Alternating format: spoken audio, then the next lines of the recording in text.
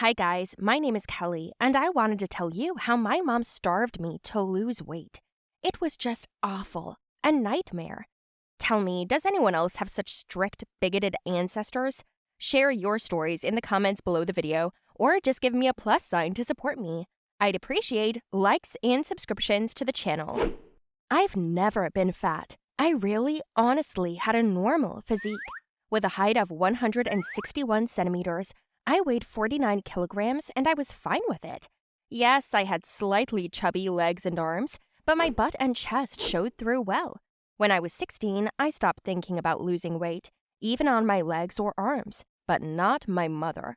The thing is, she was a model, well, in the past, and all her life she was on diets, counted calories, and went to the gym.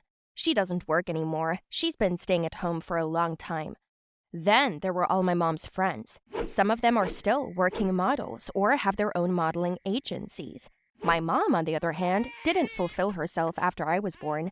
She decided to stay at home because my father provided us with everything. And everything seemed fine, but every time Aunt Lisa came to visit us, scandals were provided after her. Hey, Kelly, how's it going? You're getting bigger and bigger. You're not going to fit through the door. Hi, Aunt Lisa. Are you getting more Botoxed? Don't float up into the sky like a balloon. Kelly, how rude. It's okay. I'm used to teenagers. I have a nephew her age. If you'd gotten married on time, you'd have kids too. Go to your room.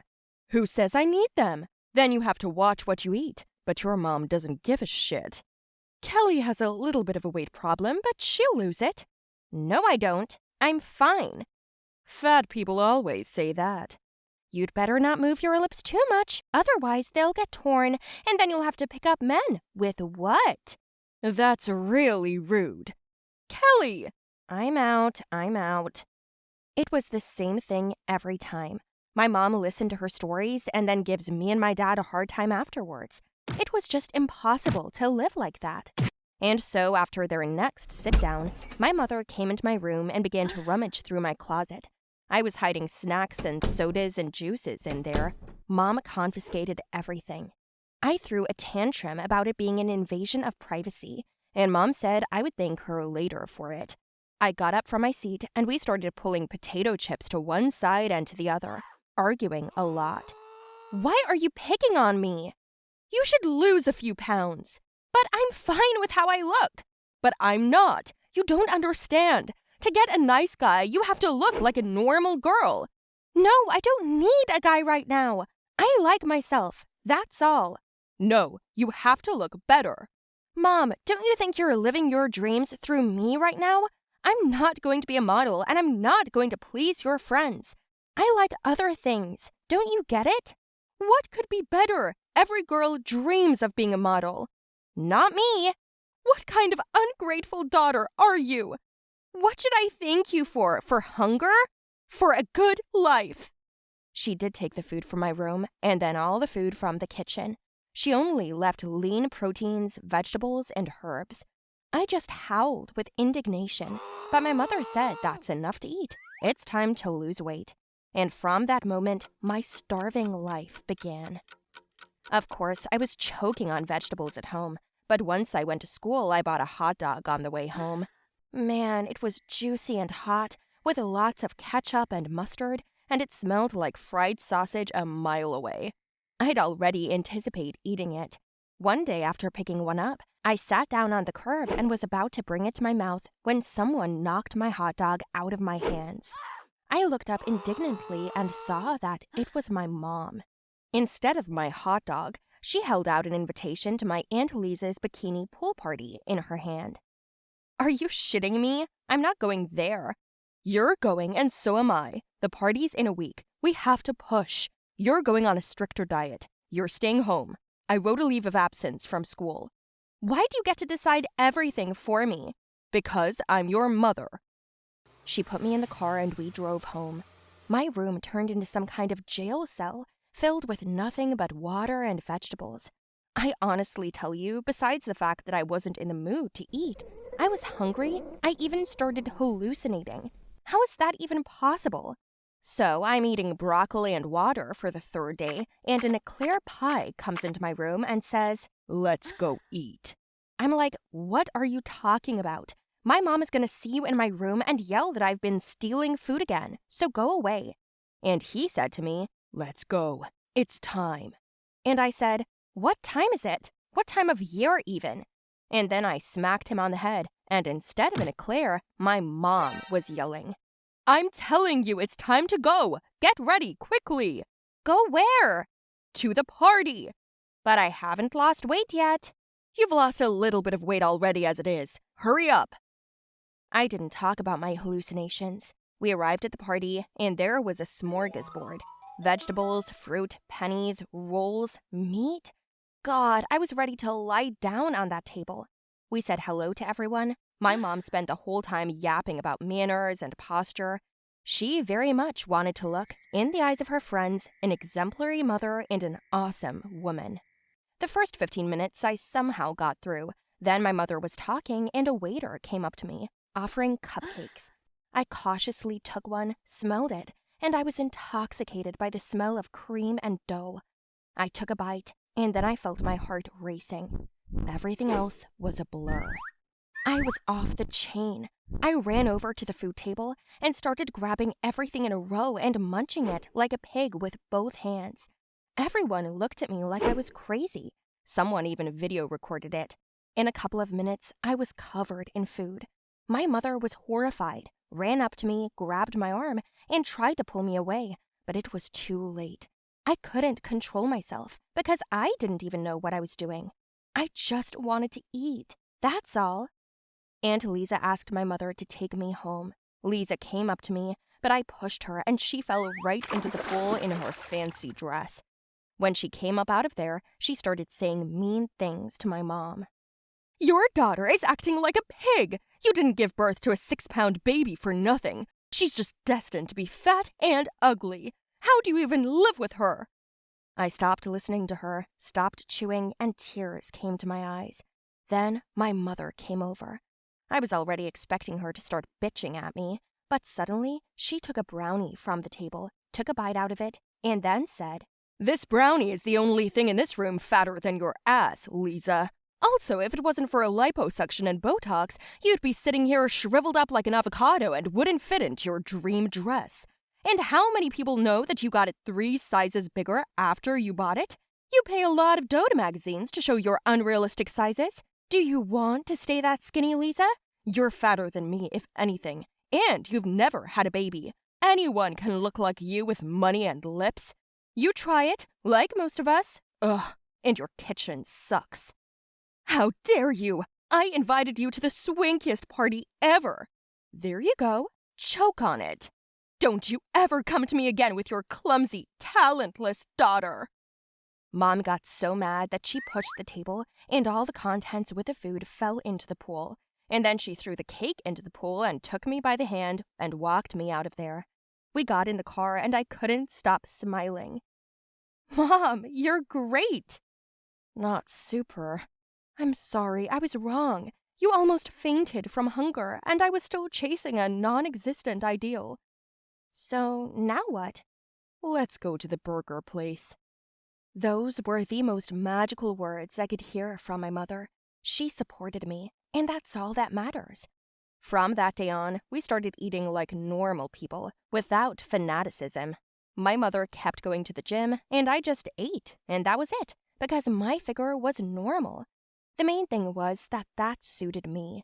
Mom didn't have any more contact with Aunt Lisa, and as it turned out, my father was the happiest of all, because he always ate whatever he had to at work, so he didn't have to eat unpalatable steamed vegetables without salt at home. Well, in short, it's good that everything has changed. Everything fell into place. And you guys, don't starve yourselves. I know for a fact that never ends well. Tell me. Hi, my name's Adrian, and I'm going to tell you a crazy story about how I lived in poverty, suffered from hunger, and then suddenly, everything changed. Once again, I'm convinced that everything in life happens for a reason, and sooner or later, justice takes over. In the meantime, listen, watch, like, subscribe to the channel. And also, write your opinion in the comments below the video. I'll definitely read everything. For as long as I can remember, I grew up in a small house surrounded by a bunch of kids. We lived far away in the village. I had foster parents, as well as 3 sisters and 2 brothers. We were also called the foster family. The fact is that all of us were not siblings. Our parents could not have children, and therefore they adopted us all. Yes, they did not live richly, but they wanted and loved children. I can't say that was so bad for me, because we had a great relationship with each of the family members. I, like everyone else, wondered where I came from, who my parents were, and the only thing I had was a photo of my dad and my mom. I also kept it in my shirt pocket. When I felt really bad, I would look at him. The photo was old, of poor quality, or my father and mother were very young, probably just married. I knew nothing more about them. My foster parents said that I, like everyone else, was taken from the orphanage when I was very young. My mother fell in love with me at first sight, and it was a motherly, pure love. I was brought up, and that's how I grew up. My parents did the housework, we saved on everything, and I often wore my brother's old clothes because I was the youngest of them. We had our own daily routine. We woke up, washed up, had breakfast, and got to work. As you know, there's always a lot to do in the house. In the spring, we planted a field in summer, removed the weeds, watered autumn harvest, and winter clearing the snow, and I went with my father to town to sell the crops. We received few gifts. Sweets in the house were a luxury. We even sometimes had the water turned off due to non payment. Everyone in the village treated our family with condemnation. They didn't understand why parents should have so many children if they weren't able to feed them properly. But my brothers and I usually stood up for our family. Who cares? We didn't complain to anyone. My parents were working, and come on. But then something happened. Our dad got sick. Even that year, the harvest was very bad, and we had to get into big debts, and so my brothers and I decided to drop out of school and go earn money. It was hard, because there was almost no work in our district. So we talked to my mother and went to the city. At first, she was against it, but my father was very bad. We needed money to cure him, and Mom let us go. Each of us, on arrival in the city, immediately rushed to look for work. We were separated by long distances. Working in the same area as we planned did not work out. So we separated. We didn't have any phones to call, so we just agreed to come to the village for the weekend. I managed to get a job as a sales assistant in a tool shop. I knew quite well what they were and what they were for, because my father had taught me. I was quickly accepted and promised a good salary, and I was also allowed to spend the night in a special room with a bed, a sink, and a toilet. That's all I need. In this way, I was able to save on rental housing. I could come home and bring money, and my mother would buy medicine and food, and pay the bills. She was grateful to my brothers and me for trying so hard. I was pleased with myself too. It seemed the worst was over, but I was wrong. Two of my brothers went on an adventure. They messed with the wrong people, and now they're facing the law. I still don't know exactly what happened. In general, this meant that I was now the only breadwinner, so I started austerity, working late and running around at night to sweep the yards for money. I hardly ate, even saved soap, wore the same clothes, and sent all the money to my mother. So 3 months passed, and then winter began. I still wore a t shirt, a shirt, and sneakers that had been torn a long time ago, but I didn't buy anything for myself. My body had lost weight, I was overgrown, and I was running out of strength. The owner felt sorry for me, sometimes brought me food and water, and then gave me an old jacket and boots, for which I was grateful. I worked for him for 3 years and 5 months, during which time I never went home, only sent money. My father had recovered a little from the stroke, but he still couldn't move properly. The brothers were in prison, and I couldn't even visit them. I did my job well. Clients came to us. I advised them, helped them, told them, explained, and one mister, with whom I started a conversation, asked where I was from. So I told him about the family briefly, and then he'd asked me to work for him. He said that I could come to his house on weekends and help fix cars in his auto repair shop. He promised to pay double, so I immediately agreed. I worked for him for about 2 months, during which time I managed to meet his wife, Ms. O'Neill.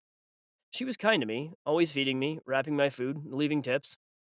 I found out they had no children. More precisely, there was a child, but they lost it. We've always lived comfortably and had many enemies. And once, when a son was born in the family, we were so happy that we decided to hold a reception in honor of it.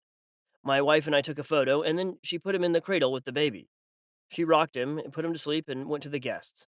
When we returned 10 minutes later, the baby was gone, Mr. O'Neill had said. The missus said they were still looking for him, but it had been so many years. I listened to their stories for a long time at dinner.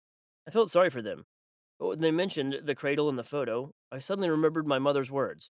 I just called her recently, and she said that God Himself sent me to them because she lied. I was not taken from an orphanage. I was thrown to them in a cradle. All I had with me was this photo and nothing else. Miss O'Neill talked on, and with trembling hands, I reached into my pocket and pulled out the photo. I don't know why I wanted to do this, but somewhere, a drop of hope flashed. What is it? Where did you get it from? She asked, and tears came to her eyes. I could see that she was feeling sick, as if she was suffocating. Mr. O'Neill took the photo and fainted. When we brought him to his senses, he began to cry. I could believe, as they did, that we had found each other after all this time. My real parents were rich people.